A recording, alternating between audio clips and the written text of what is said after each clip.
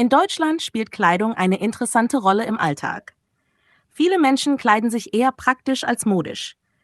Bequeme Kleidung ist oft wichtiger als ein auffälliger Stil. Besonders im Alltag achten viele Deutsche nicht sehr auf Mode.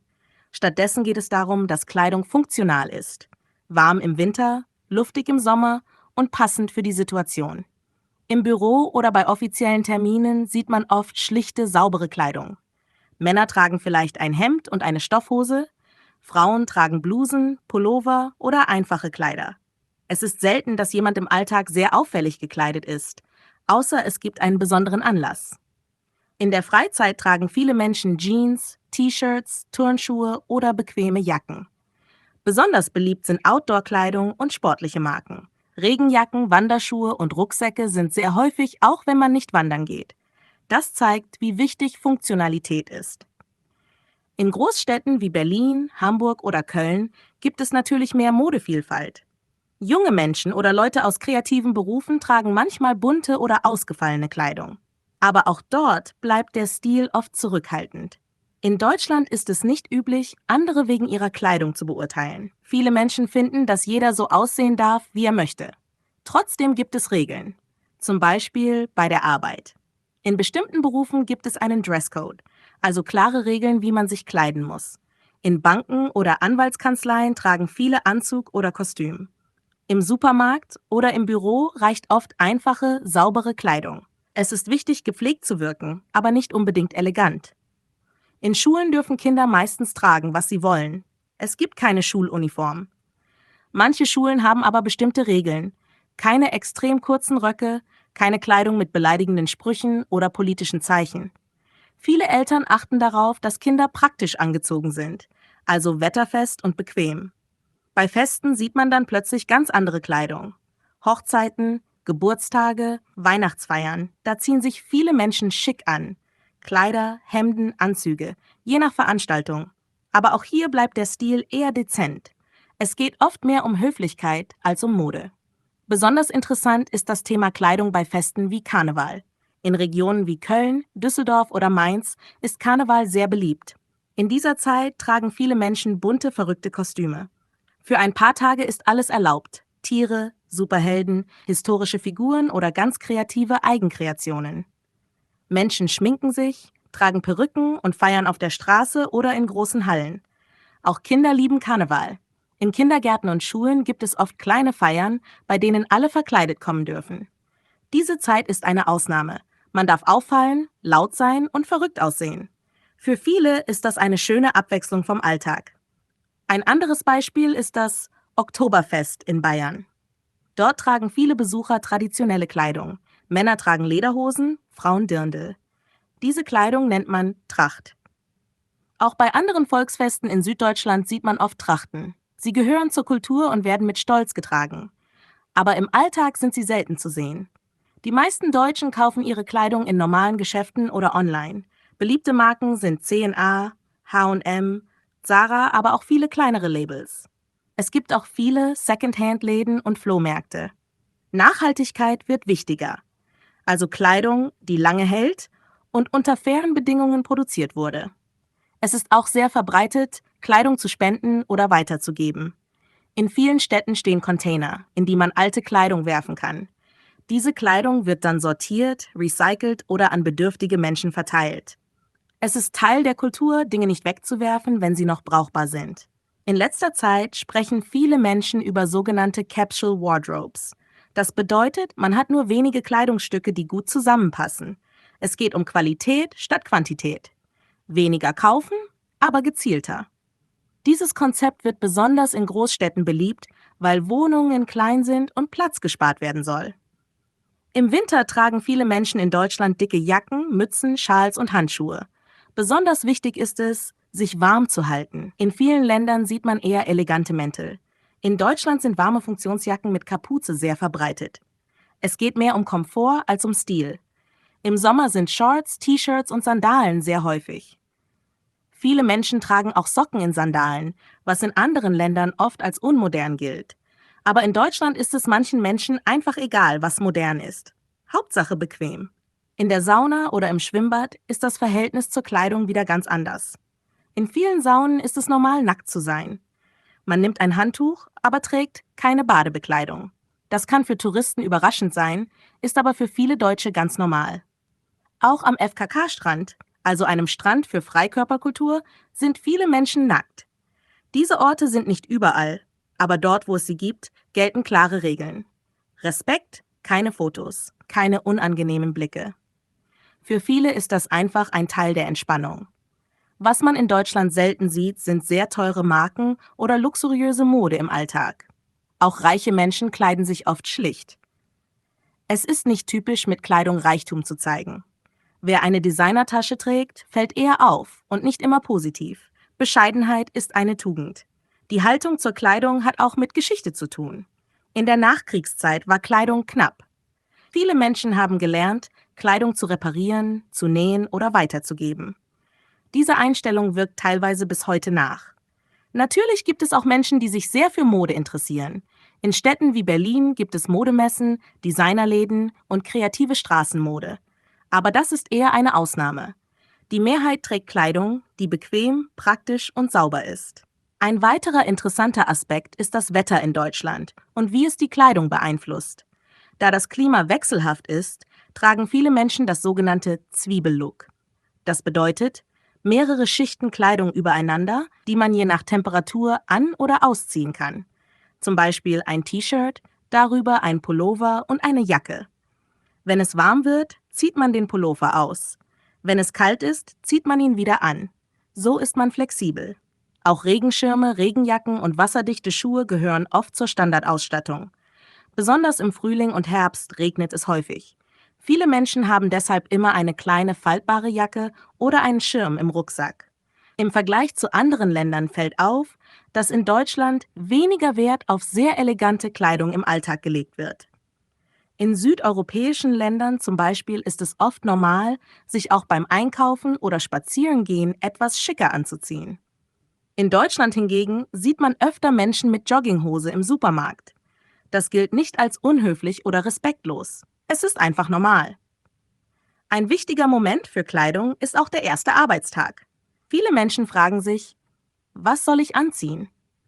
In vielen Berufen reicht es, ordentlich und gepflegt zu erscheinen. Ein Hemd oder eine Bluse, saubere Schuhe und vielleicht eine schlichte Hose sind oft genug. An manchen Arbeitsplätzen ist es sogar üblich, ganz informell zu erscheinen, also mit T-Shirt und Turnschuhen. Das hängt stark von der Branche ab. Im Gesundheitswesen zum Beispiel tragen viele Menschen Arbeitskleidung, also weiße Kittel, Kasachs oder spezielle Schuhe. In Handwerksberufen gibt es oft robuste Kleidung, die Schutz bietet. In vielen Firmen gibt es sogenannte Dresscodes, aber sie sind meist nicht streng. Wer sich unsicher ist, kann einfach fragen oder sich am ersten Tag eher zu formell als zu locker kleiden. Ein weiteres Thema ist Kleidung für besondere kulturelle oder religiöse Anlässe. In Deutschland leben Menschen mit verschiedenen Hintergründen. Manche tragen traditionelle Kleidung zu Festen oder religiösen Ereignissen, zum Beispiel indische Saris, afrikanische Stoffe oder muslimische Kopftücher. Diese Vielfalt ist in großen Städten deutlich sichtbar. Es gibt Respekt für verschiedene Kleidungsstile, auch wenn manchmal noch Vorurteile bestehen. In der Mode gibt es auch Diskussionen über Geschlechterrollen. In Deutschland darf jeder tragen, was er oder sie möchte, unabhängig vom Geschlecht. Es ist also nichts Ungewöhnliches, wenn ein Mann einen Rock trägt oder eine Frau Kleidung, die eher maskulin wirkt. Mode ist ein Ausdruck der Persönlichkeit und viele Menschen schätzen diese Freiheit. Für Kinder gibt es viel bunte und praktische Kleidung. In Kindergärten und Schulen wird viel Wert auf Bewegungsfreiheit gelegt. Eltern achten oft darauf, dass Kleidung bequem und robust ist. Besonders beliebt sind Hosen mit Gummizug, Pullover ohne Knöpfe und Schuhe mit Klettverschluss. Alles soll schnell und einfach an- und ausgezogen werden können. Bei Ausflügen oder Spielplatzbesuchen ist funktionale Kleidung besonders wichtig. Eine Rolle spielt auch die Nachhaltigkeit. Viele Menschen achten darauf, weniger Kleidung zu kaufen, dafür aber in besserer Qualität. Secondhand-Kleidung wird immer beliebter. Es gibt spezielle Tauschbörsen oder sogenannte Kleiderkreisel, wo man Kleidung online weitergeben oder tauschen kann. Auch in sozialen Medien gibt es Gruppen, in denen man Kleidung verschenkt oder verkauft. So bleibt Kleidung im Umlauf und landet nicht sofort im Müll. Ein wichtiger Begriff in diesem Zusammenhang ist Fair Fashion. Das bedeutet, Kleidung, die unter fairen Bedingungen hergestellt wurde, also ohne Ausbeutung von Arbeitskräften und möglichst umweltfreundlich. Immer mehr Marken werben mit diesem Konzept und auch in Deutschland wächst das Bewusstsein dafür. Besonders junge Leute interessieren sich für faire Mode und stellen Fragen zur Herkunft ihrer Kleidung. Trotzdem bleibt der Preis oft ein entscheidender Faktor. Viele Menschen kaufen Kleidung bei günstigen Ketten wie H&M, C&A oder Kick. Dort ist die Auswahl groß, die Preise niedrig. Allerdings wissen viele Kunden auch, dass diese Kleidung nicht immer unter guten Bedingungen produziert wird. Es gibt also eine gewisse Spannung zwischen Preis und Ethik. Kleidung spielt auch im Fernsehen, in der Werbung und in sozialen Medien eine Rolle. Viele Influencer zeigen ihre Outfits, geben Tipps oder machen sogenannte Hauls. Das bedeutet, sie zeigen, was sie neu gekauft haben. Diese Videos haben besonders bei jungen Menschen großen Einfluss. Sie inspirieren, aber sie können auch Druck erzeugen, immer neue Kleidung zu kaufen. In der Realität ist dieser Konsumdruck in Deutschland nicht so stark wie in manchen anderen Ländern. Viele Menschen tragen Kleidung über mehrere Jahre. Es ist nicht schlimm, wenn ein Pullover schon alt ist oder eine Jacke nicht der neuesten Mode entspricht. Hauptsache, sie erfüllt ihren Zweck. Beim Thema Kleidung geht es in Deutschland also oft um 3 Dinge: Funktionalität, Sauberkeit und persönliche Freiheit. Man darf tragen, was man möchte, solange es zur Situation passt. Niemand wird schief angeschaut, weil er nicht modisch ist.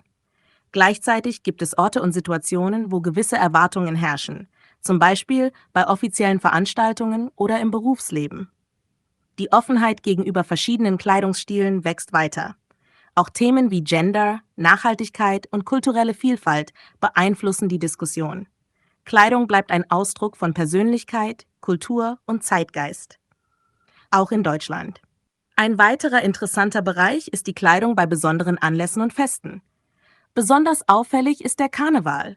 In manchen Regionen Deutschlands, wie zum Beispiel im Rheinland oder in Teilen von Bayern, ist das ein großes Ereignis. Menschen verkleiden sich mit bunten Kostümen, tragen Perücken, Masken oder lustige Hüte. Für viele gehört es zur Tradition, jedes Jahr ein neues Kostüm zu planen. In dieser Zeit ist fast alles erlaubt. Je bunter, desto besser. Diese Freude am Verkleiden zeigt eine andere, verspielte Seite der deutschen Kultur. Auch an Fasching oder Fastnacht in Süddeutschland sieht man ähnliche bunte und laute Feiern. Dort tragen manche Menschen sogar traditionelle Masken aus Holz. Kinder verkleiden sich gern als Prinzessin, Pirat oder Superheld. Erwachsene machen auch mit, als Gruppe, mit Motto oder selbstgemachten Kostümen. Diese Feste zeigen, dass Kleidung auch Spaß machen und eine Rolle im Gemeinschaftsgefühl spielen kann. Aber nicht nur Karneval ist eine Gelegenheit für besondere Kleidung. Bei Hochzeiten, Taufen oder Konfirmationen ist festliche Kleidung üblich. Männer tragen oft einen Anzug oder ein Hemd mit Sakko. Frauen wählen Kleider oder elegante Blusen. Es gibt keinen festen Dresscode, aber es ist üblich, sich etwas schicker als im Alltag zu kleiden. In Kirchen ist die Kleidung oft etwas konservativer, nicht zu kurz, nicht zu offen. Ein sehr spezielles Beispiel ist das Oktoberfest in München. Viele Menschen tragen dort traditionelle Kleidung. Männer die Lederhose mit Hemd, Frauen das Dirndl. Diese Kleidung gehört zur bayerischen Kultur und wird auch außerhalb Bayerns immer beliebter. Viele Deutsche, auch aus anderen Regionen, tragen auf dem Oktoberfest Tracht. Sogar Touristen kaufen oder leihen sich Dirndl oder Lederhose, um teilzunehmen. Es ist ein Symbol für Tradition, aber auch für Feier und Gemeinschaft. Auch zu Weihnachten oder an Silvester tragen manche Menschen besondere Kleidung. An Heiligabend in der Familie reicht oft bequeme, saubere Kleidung. Für den Kirchgang oder die Weihnachtsfeier im Büro ist etwas Eleganteres üblich. An Silvester entscheiden viele selbst. Von festlicher Kleidung bis zu gemütlichem Pullover ist alles möglich, je nachdem, wo und mit wem man feiert. Interessant ist auch die Kleidung in der Schule. In Deutschland gibt es keine Schuluniform. Kinder und Jugendliche können tragen, was sie wollen, mit wenigen Ausnahmen. Kleidung darf nicht beleidigend, gefährlich oder zu freizügig sein. Manchmal gibt es Regeln, zum Beispiel keine Mützen im Unterricht oder keine sichtbaren politischen Symbole. Aber grundsätzlich herrscht Freiheit. Manche Schulen haben Projekte zum Thema Respekt durch Kleidung oder wie Kleidung auf andere wirkt. In der Freizeit kleiden sich viele Menschen sehr entspannt. Beliebt sind Jeans, T-Shirts, Turnschuhe oder Hoodies. Besonders in Parks, beim Wandern oder im Urlaub sieht man oft sportliche und praktische Kleidung. Funktionskleidung ist in Deutschland sehr beliebt, also Jacken, die wind- oder wasserdicht sind, Hosen mit vielen Taschen oder Schuhe mit gutem Profil. Viele Deutsche sind gern draußen unterwegs, beim Wandern, Radfahren oder Spazierengehen. Kleidung muss also bequem und wetterfest sein. Ein weiteres wichtiges Thema ist die Kleidung zu Hause. Viele Menschen tragen dort ganz einfache Kleidung, Jogginghose, T-Shirt oder sogar Schlafanzug. Wenn Besuch kommt, ziehen viele etwas Ordentliches an, aber nicht unbedingt Schickes. In der eigenen Wohnung oder auf dem Balkon ist Komfort das Wichtigste. Die Rolle von Kleidung kann sich auch mit dem Alter ändern. Jugendliche experimentieren oft mit verschiedenen Stilen. Sie probieren Trends aus, zeigen ihre Persönlichkeit. Bei älteren Menschen steht Komfort und Qualität oft im Vordergrund. Manche SeniorInnen bleiben dem klassischen Stil treu, andere probieren gerne neue Farben oder Muster. In vielen Städten gibt es spezielle Geschäfte oder Märkte mit Mode für ältere Menschen. Praktisch, aber auch modern. In Deutschland gibt es auch einen großen Secondhand-Markt. Viele Menschen kaufen gebrauchte Kleidung, um Geld zu sparen oder die Umwelt zu schonen. Es gibt viele Secondhand-Läden, Flohmärkte oder Online-Plattformen. Besonders in Großstädten ist das normal und beliebt. Manche Menschen sagen sogar, Secondhand ist cool. Dort findet man oft einzigartige Stücke, manchmal sogar Markenkleidung für wenig Geld. Auch Tauschpartys werden immer beliebter. Das sind Treffen, bei denen man Kleidung bringt, die man nicht mehr trägt und sich dafür neue Sachen mitnimmt. Das funktioniert oft ohne Geld. Man gibt etwas und bekommt etwas zurück. Solche Initiativen stärken auch das Gemeinschaftsgefühl. Kleidung ist also nicht nur Schutz oder Mode, sie ist auch Teil einer Kultur. In Deutschland zeigt Kleidung oft, ich bin ich. Es gibt viele Möglichkeiten, sich auszudrücken. Sportlich, elegant, bunt oder schlicht. Was zählt, ist Authentizität. Menschen achten eher darauf, dass man gepflegt aussieht, als dass man in Mode ist. Es ist wichtiger, sich wohlzufühlen, als anderen zu gefallen. Doch Mode ist auch ein Gesprächsthema. Im Fernsehen, in Zeitschriften oder online sprechen viele über Kleidung, neue Trends oder persönliche Tipps. Manche Menschen interessieren sich sehr dafür, andere kaum. Diese Vielfalt zeigt, es gibt keinen deutschen Stil, aber es gibt Werte wie Praktikabilität, Sauberkeit und Freiheit in der Wahl. Ein spannender Aspekt ist auch die Kleidung im Berufsleben. In vielen Berufen ist der Kleidungsstil eher locker. In Büros sieht man oft Jeans und Hemden oder Blusen mit Strickjacke. In kreativen Bereichen, zum Beispiel in Agenturen oder Designstudios, ist der Stil oft modern und individuell. Anzüge sind nicht mehr überall Standard, außer vielleicht bei Banken, Versicherungen oder formellen Veranstaltungen. Trotzdem gilt, gepflegtes Auftreten ist wichtig. Kleidung sollte sauber, ordentlich und passend zum Job sein. In handwerklichen Berufen tragen viele Menschen Arbeitskleidung. Das bedeutet Kleidung, die schützt, bequem ist und oft mit dem Logo der Firma bedruckt ist. ElektrikerInnen, MalerInnen, GärtnerInnen oder BauarbeiterInnen tragen spezielle Hosen, Schuhe und Jacken. Diese Kleidung ist oft robust und funktional. In der Pflege oder in der Medizin gibt es weiße Kittel, bunte Kasachs oder bequeme Arbeitsschuhe. Hier steht Hygiene im Vordergrund. Im Einzelhandel, in Restaurants oder Hotels gibt es oft Uniformen oder klare Dresscodes. Eine Verkäuferin trägt vielleicht ein einheitliches T-Shirt, ein Kellner ein weißes Hemd mit Schürze. Diese Kleidung hilft den Gästen, die Mitarbeitenden sofort zu erkennen. In Restaurants mit gehobenem Niveau wird manchmal elegante Kleidung erwartet. Aber auch dort zählt vor allem Sauberkeit und Professionalität. Interessant ist auch, wie unterschiedlich die Kleidung im Alltag wahrgenommen wird. In Deutschland stört sich kaum jemand daran, wenn jemand sehr sportlich, alternativ oder ungewöhnlich gekleidet ist. Man darf individuell sein. Kleidung wird nicht schnell bewertet. Wichtig ist eher, dass man sich selbst respektiert. Deshalb achten viele auf eine gute Passform, angemessene Länge und praktische Details. Besonders in Großstädten sieht man viele Stile. Manche Menschen tragen moderne Mode, andere bevorzugen Secondhand oder alternative Kleidung. Junge Leute kombinieren oft verschiedene Trends: sportlich, schick, retro oder Streetwear. Es gibt keine festen Regeln. Manche achten auf Marken, andere gar nicht. Die Auswahl ist groß und günstig. Auch durch Discounter wie Lidl oder Aldi, die Kleidung als Aktionsware anbieten. In Deutschland gibt es auch viele Initiativen für nachhaltige Mode. Das Thema Umweltschutz ist für viele Menschen wichtig. Sie achten auf Materialien, Herkunft und Produktionsbedingungen. Bio-Baumwolle, faire Arbeitsbedingungen und lokale Produktion sind für viele ein Grund, ein Produkt zu kaufen, auch wenn es teurer ist. Es gibt Labels, die auf Transparenz setzen und erklären, woher die Kleidung kommt. Manche Menschen organisieren Kleidertauschbörsen, andere kaufen bewusst weniger. Die Idee, weniger ist mehr, wird immer populärer. Qualität statt Quantität. Lieber ein gutes Teil als 10 billige. Das ist auch ein Trend bei jungen Menschen. Sie informieren sich über Slow Fashion und lernen, ihre Kleidung zu reparieren oder zu verändern. Ein weiteres wichtiges Thema ist das Wetter. Deutschland hat 4 Jahreszeiten und Kleidung muss oft angepasst werden.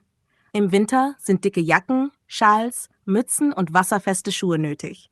Besonders im Norden und Osten kann es sehr kalt und windig sein. Viele Menschen tragen im Winter Thermokleidung unter der normalen Kleidung. Im Frühling und Herbst ist das Wetter oft wechselhaft. Morgens kalt, mittags warm, abends regnet es. Deshalb ist Zwiebellook sehr beliebt, also mehrere Schichten übereinander, die man aus- oder anziehen kann. Eine leichte Jacke, ein T-Shirt und ein Pullover sind typische Kombinationen. Regenjacken und Schirme sind fast immer dabei. Im Sommer tragen viele Menschen luftige Kleidung, Shorts, Kleider, Sandalen. Aber auch hier gilt: In der Stadt oder am Arbeitsplatz sollte Kleidung nicht zu knapp sein. Am See oder im Urlaub ist mehr erlaubt. In öffentlichen Verkehrsmitteln oder Geschäften wird erwartet, dass man ein T-Shirt und Schuhe trägt. Auch bei großer Hitze. Ein interessanter Unterschied zu anderen Ländern ist vielleicht die Kleiderordnung in der Freizeit. In Deutschland ist es zum Beispiel völlig normal, in Sportkleidung einkaufen zu gehen oder in Wanderschuhen ins Café. Es wird nicht negativ bewertet. Hauptsache, es ist praktisch und sauber. Auch bei Hobbys spielt Kleidung eine Rolle. Beim Fußball tragen viele Fans Trikots ihres Lieblingsvereins. Beim Joggen oder Yoga sieht man funktionale, atmungsaktive Kleidung. Im Fitnessstudio oder beim Klettern sind Sportleggings und Shirts üblich. In Tanzschulen oder Chören gibt es manchmal gemeinsame T-Shirts oder Auftrittskleidung. Kleidung kann also auch Teil der Identität in der Freizeit sein. Besonders wichtig ist auch die Kleidung für Kinder. Eltern achten auf bequeme, sichere und pflegeleichte Kleidung. Viele Kinder tragen bunte Sachen mit Tieren, Autos oder Prinzessinnen. Kleidung soll gefallen, aber auch praktisch sein. Leicht waschbar, warm oder kühl genug, mit Platz zum Bewegen. Für den Kindergarten gibt es oft extra Matschhosen, Gummistiefel und Jacken, denn draußen spielen ist ein wichtiger Teil des Tages. Zum Schulanfang gibt es in manchen Familien neue Kleidung, aber keine Pflicht. Manche Kinder wünschen sich etwas Besonderes, andere tragen einfach weiter ihre Lieblingsstücke. Auch unter Jugendlichen gibt es Modetrends, aber oft ohne Druck. Individualität wird geschätzt. Marken spielen nicht für alle eine große Rolle. Ein besonderes Thema in Deutschland ist Kleidung zu besonderen Anlässen, zum Beispiel bei Hochzeiten, Taufen oder Beerdigungen. Hier tragen viele Menschen formelle Kleidung. Männer ein Hemd, vielleicht ein Sakko oder Anzug, Frauen ein Kleid oder eine Bluse mit Rock oder Hose. Schwarz ist bei traurigen Anlässen wie Beerdigungen üblich. Bei Hochzeiten darf es festlich und farbenfroh sein, aber weiß ist nur für die Braut reserviert. Auch bei Abschlussfeiern wie dem Schulabschluss oder der Universität tragen viele Menschen schicke Kleidung. Es gibt keine feste Regel, aber gepflegte Kleidung zeigt Respekt. Trotzdem bleibt es oft locker. Ein Hemd und eine Stoffhose reichen aus. Es geht nicht um Luxus, sondern um den passenden Rahmen. Ein sehr besonderes Ereignis ist der Karneval. In Städten wie Köln, Düsseldorf oder Mainz ist Karneval sehr beliebt. Menschen verkleiden sich und feiern auf der Straße. Die Kostüme sind bunt, kreativ und manchmal lustig oder verrückt. Man kann als Tier, Pirat, Märchenfigur oder auch als Politiker gehen.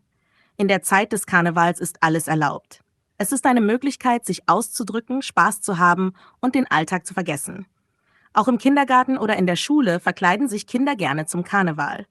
Es gibt kleine Feiern, Spiele und Süßigkeiten. Kostüme können selbstgemacht oder gekauft sein. Wichtig ist nur, jeder darf mitmachen. Manche Leute basteln ihre Kostüme selbst aus alten Kleidungsstücken, Pappe oder Stoffresten. Kreativität ist wichtiger als Perfektion. Ein anderes Ereignis, bei dem Kleidung eine Rolle spielt, sind Volksfeste. Zum Beispiel das Oktoberfest in München. Dort tragen viele Menschen traditionelle Kleidung. Männer eine Lederhose mit Hemd und Weste, Frauen ein Dirndl. Diese Kleidung ist regional und zeigt Heimatverbundenheit. Auch bei anderen Festen, wie Weinfesten oder Stadtfesten, ist Tracht manchmal beliebt. Doch diese traditionelle Kleidung wird nicht im Alltag getragen. Sie ist reserviert für besondere Anlässe. Im Alltag bevorzugen die meisten bequeme und moderne Kleidung. Trotzdem sind viele stolz auf ihre Traditionen und tragen sie gerne bei Festen oder Familienfeiern. Zusammenfassend kann man sagen, Kleidung in Deutschland ist oft praktisch, bequem und individuell. Es gibt viele Freiheiten, aber auch gewisse Erwartungen. Sauberkeit, Funktionalität und Respekt spielen eine große Rolle. Modetrends gibt es, aber niemand ist gezwungen, ihnen zu folgen. Jeder darf sich selbst ausdrücken, ob sportlich, elegant, klassisch oder bunt. Die Deutschen legen oft Wert darauf, dass Kleidung nicht zu auffällig, aber auch nicht nachlässig wirkt. Die Balance zwischen Freiheit und Angemessenheit ist wichtig. Kleidung ist ein Teil der Kultur, aber auch ein Ausdruck der Persönlichkeit. Wer nach Deutschland kommt, muss sich keine Sorgen machen, falsch gekleidet zu sein. Die Vielfalt ist groß. Wichtig ist, dass man sich wohlfühlt und Respekt für die Situation zeigt. Dann passt es fast immer. Und das war unser Podcast über Kleidung in Deutschland. Wir hoffen, dass du viele interessante Informationen mitnehmen konntest. Vielleicht hast du jetzt ein besseres Verständnis für die deutsche Kleidungskultur, im Alltag, im Beruf und bei Festen. Vielen Dank fürs Zuhören.